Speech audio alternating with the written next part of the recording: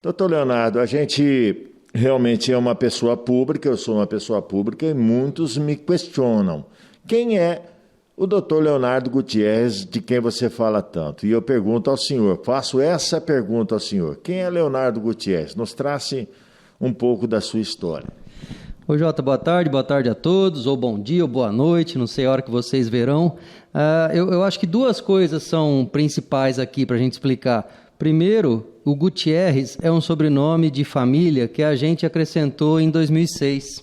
Então, o sobrenome do meu pai é igual, mas na família dele a avó era Gutierrez, na Espanha é o contrário. Quando meu avô nasceu aqui, o último dos filhos, perdeu esse Gutierrez e a gente tentou resgatar isso, né? Questão de família. Outra coisa é que eu fui estudar no Paraná, em Londrina, fazer a faculdade lá, depois as pós-graduações, e eu fiquei lá de 2000 até 2012. 2012 eu mudei para Americana e fiquei até o final de 2015, quando então eu voltei a Sertãozinho, né?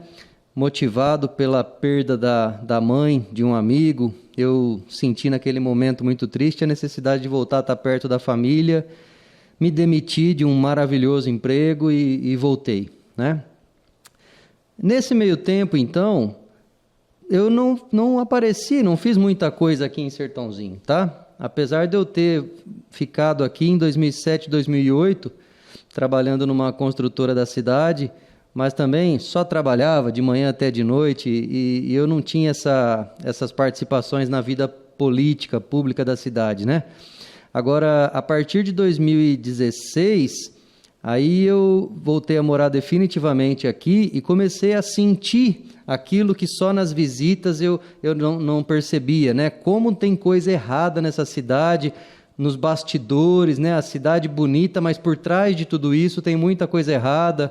E atendendo uma pessoa aqui, conversando com outra ali, aquilo me motivou a querer participar para ajudar a resolver essa questão, a mudar essa coisa horrível que existe nos bastidores da política dessa cidade.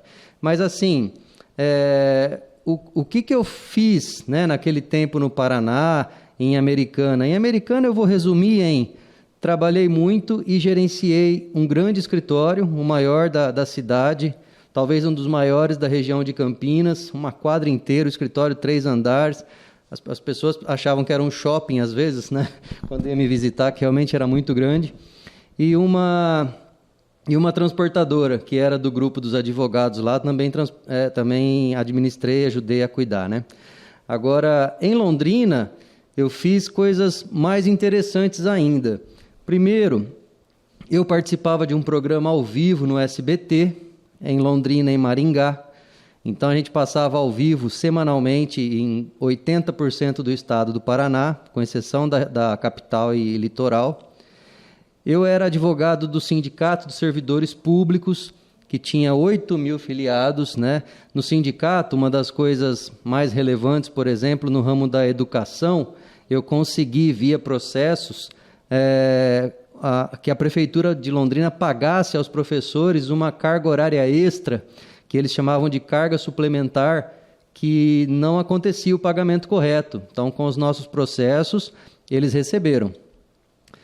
Outra coisa interessante que eu fiz também para os policiais militares do estado do Paraná, eles sofriam um desconto de 14% a título de previdência, quando a Constituição diz que é 10%, né? Então, todos os policiais militares, eu acredito que mais de 200 que passaram pelo nosso escritório, a gente conseguiu abaixar de 14% para 10% o desconto previdenciário deles.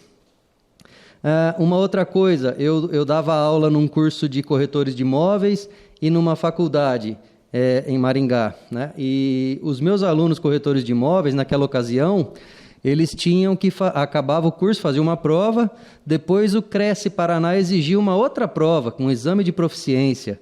E aquilo me incomodou e dificultava o exercício da profissão dos alunos, até que eu comecei a ajuizar processos no sentido de que aquela prova era ilegal, era uma exigência arbitrária do Cresce, pois o diploma já bastava. E conseguimos também, depois de várias dezenas de processos nesse sentido, derrubar esse exame de proficiência. o Cresce Paraná parou de exigir esse exame, tamanho incisiva era a minha atuação nesses processos, né? E outras tantas coisas que aconteceram lá, mas o que eu queria deixar registrado aqui é o seguinte: o tempo em que eu estive fora de Sertãozinho, eu estava me aprimorando, eu estava estudando, eu estava me preparando. Foi o momento em que eu fiz, por exemplo, a minha primeira pós-graduação em política, pela ADESG, né? A Associação dos Diplomados da Escola Superior. Então, veja você que eu não fiquei em momento nenhum parado, nem passeando, nem curtindo a vida. Eu trabalhei demais. Eu tinha 4 escritórios lá, em Londrina e Maringá, em Cambé e Apucarana, que depois, quando resolvi ir para Americana, de um convite para trabalhar nesse escritório grande que eu comentei, é lógico, ninguém deixa seus próprios escritórios para ir trabalhar para alguém, se não é maravilhosa a proposta, não é? E sim, foi, né? Eu só tenho a agradecer os 3 anos que fiquei lá, 3 anos e meio, e aí eu redividi os escritórios com os meus sócios, né? E pude fazer essa mudança. Então, toda a minha trajetória de vida foi de aprendizado, foi de conhecimento, foi de prática. E é isso que eu quero colocar para vocês agora, porque como eu resolvi voltar a morar aqui e não tenho pretensões de mudar essa ideia, eu quero que essa cidade melhore. Eu quero que os meus pais tenham a velhice deles numa cidade mais harmônica, mais justa, em que o pessoal mais simples receba aquilo que precisa para ter uma vida digna, em que as pessoas que têm um pouco mais de posses também não precisem se preocupar com furto, com roubo, com agressão, porque a gente sabe que se a parte mais basilar da sociedade, né, que é a grande massa de pessoas mais pobres, dali começam a partir situações quando não existe um feedback, um cuidado do poder público, né? A pessoa sem emprego, sem comida, sem os mínimos das necessidades básicas, ela acaba se deixando levar por outros caminhos que, infelizmente, a gente vê que reflete na sociedade como um todo, né? E isso tem que ser muito bem cuidado. Então, recentemente a gente tem visto coisas acontecendo que eu não preciso nem ir muito longe, eu sei que todo mundo está acompanhando, mas não dá mais para admitir isso, sabe? Então, todo esse conhecimento, toda essa prática que eu venho agregando ao tempo todo, eu estou colocando à disposição da cidade, tá? Cabe a cada um aí escolher. A gente tem visto na política local, além de atos absolutamente reprováveis, outras questões que têm passado despercebida, mas a gente não pode mais aceitar esse tipo de coisa. Recentemente, um vereador, na sua indignação, no púlpito da Câmara dos Vereadores, falou palavrões absurdos. E ninguém nem questionou isso, sabe? Isso é, no mínimo, uma quebra de decoro, não podemos admitir isso mais. Então, a gente precisa... E eu não estou falando só de mim aqui agora, existem outras tantas pessoas que merecem a sua atenção e que você escolha bem. A gente precisa de pessoas que tenham caráter, que tenham algum fundamento para estar se colocando à disposição do povo, sabe? Para ser um político na sua cidade. Então, que tenha uma prática, que tenha um conhecimento, que tenha, no mínimo, educação para se fazer o que precisa ser feito. Porque hoje nós temos só falastrões, nós temos pessoas despreparadas, nós temos pessoas corruptas e nós temos pessoas que, além de não saber fazer, para agradar uma outra pessoa ou por dívida de política com outro partido, coloca num cargo outras pessoas que também não sabem. E aí você acaba levando para o buraco a situação, né?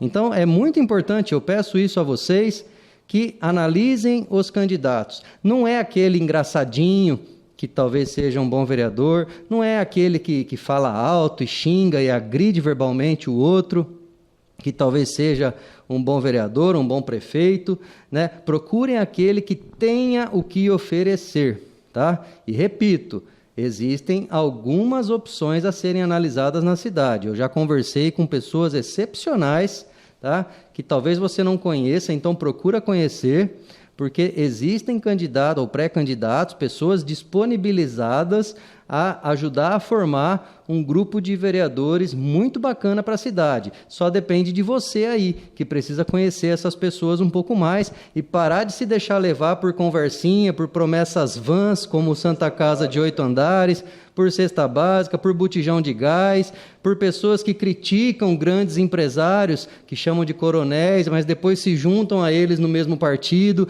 A gente não pode mais compactuar com isso. E é esse o único pedido que eu quero fazer a vocês, que tenham essa consciência de analisar, tá? O seu voto é 1 minutinho ali na urna, mas a consequência disso é por pelo menos 4 anos ou, quiçá, para a vida toda, dependendo do que foi feito pelo candidato. Tá certo, doutor. Obrigado pela participação aqui no meu canal, também nas redes sociais. Sou eu que agradeço. Um forte abraço.